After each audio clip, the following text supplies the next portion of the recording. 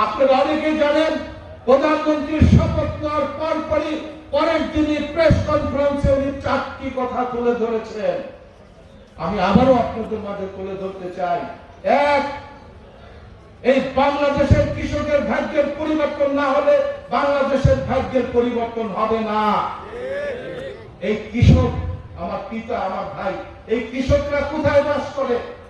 বাংলাদেশের 85% কৃষক বাস করে এই বাঁচামারার চলে, এই কৃষকরা বাস করে চরকাটামির চলে, এই কৃষকরা বাস করে বাগুতিয়ার চলে, এই কৃষকরা বাস করে আলোকদিয়ার চলে। সারা বাংলাদেশে চরাঞ্চলগুলোতে আজকে কৃষকদের সমারোহ।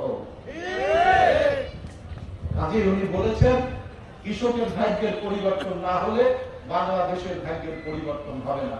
উনি কৃষকদের ভাগ্যের পরিবর্তনের জন্য ইতিপূর্বে সারা বাংলাদেশে হাজার হাজার কিলোমিটার খাল খনন কর্মসূচি ঘোষণা করেছেন।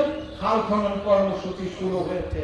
এই খাল খননের মাধ্যমে আমার কৃষক ভাইরা 12 মাস সেচের ব্যবস্থার মাধ্যমে তাদের যে জমিতে 2টি ফসল উৎপাদিত হয় সেই জমিতে 4টি ফসল উৎপাদিত হবে। অর্থাৎ আমার কৃষকদের প্রথম ভাগ্য পরিবর্তনের যে কাজটি সেই কাজটি উনি শুরু করেছেন খাল খনন। পাশাপাশি কৃষি কার্ডের বিতরণের ব্যবস্থা উনি করেছেন। আপনারা জানেন অল্প সময়ের মধ্যে মানিকগঞ্জ জেলার কৃষক ভাইরা সেই কৃষি কার্ড পাবেন, ফ্যামিলি কার্ড পাবেন। পর্যায়ক্রমে শুরু হয়েছে। আরেকটি কথা বলেছেন, যে জাতি মাদক, চাঁদাবাজি এবং দুর্নীতি মুক্ত না হতে পারবে ততক্ষণ পর্যন্ত সেই জাতির মানুষের কোন ভাগ্যের পরিবর্তন ঘটবে না। কথাটা কি আপনারা স্বীকার করেন? এবার আমার প্রশ্ন, আমি একটা কথা বলবো, আমার কথার সাথে খালি আপনারা আওয়াজ দিবেন যে হ্যাঁ বা না, সঠিক না ভুল। আমার ওই মুরব্বীটি যিনি 5 বেলা নামাজ পড়েন, সকালবেলা উঠে খেতে যান, নাস্তা না করে দুপুরে না খেয়ে সন্ধ্যায় বাড়িতে ফিরে আসেন, 2 বেলা না খেয়ে যে রোজগারটা করে, যে শস্য উৎপাদন করে সেটা বিক্রি করে, কিসের জন্য?